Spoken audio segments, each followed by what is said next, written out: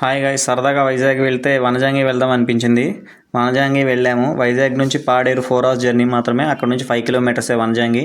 చూసారా ప్రకృతి ఎంత బాగుందో. చాలా రోజుల తర్వాత నేను ఇలాంటి టూర్కి రావడం జరిగింది. చాలామంది వచ్చారు. చూస్తే నాకే ఇంతమంది ఉన్నారో ప్రకృతి ప్రేమికులు అనిపించింది. కానీ రెగ్యులర్ లైఫ్లో బోర్ కొట్టి ఏదో ఒకటి చేద్దామని చెప్పి ఇలా టూర్లకు వస్తున్నారు జనాలు. వనజాంగిలో 3 నుంచి స్టార్ట్ అవుతారు అందరూ. అక్కడే టెంట్లు వేస్తారు. అక్కడ చెక్ పోస్ట్ ఉంటుంది. 3 తర్వాత నడుచుకుంటూ రావాలి పైకి. ఒక 5 kilometer వరకు ఉంటుంది. ఆటోలు ఉంటాయి, కానీ లాస్ట్ 2 kilometers మాత్రం ఎవరికి ఎగ్జామ్షన్ లేదు, అందరూ నడవాల్సిందే. చూసారా ఎంతమంది వచ్చారో. ఇది ఒక తిరణాలలాగా ఉంది. ఇంతమంది వస్తారని అనుకోలేదు నేను కూడా. కానీ మేము వెళ్ళింది కూడా వర్కింగ్ డేలోనే, అయినా సరే వచ్చారు. ఇంకా సెకండ్ సాటర్డే సండే అంటే మీ ఊహకే వదిలేస్తున్నాను. చూడండి ప్రకృతి ఎంత బాగుందో.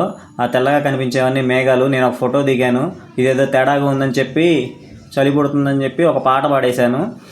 దాని తర్వాత మళ్ళీ సూర్యుడు రావడం మొదలుపెట్టాడు. ఇక అసలైన ఆట మొదలైంది. అందరూ అరుస్తూ వీడియోలు రికార్డ్ చేస్తున్నారు.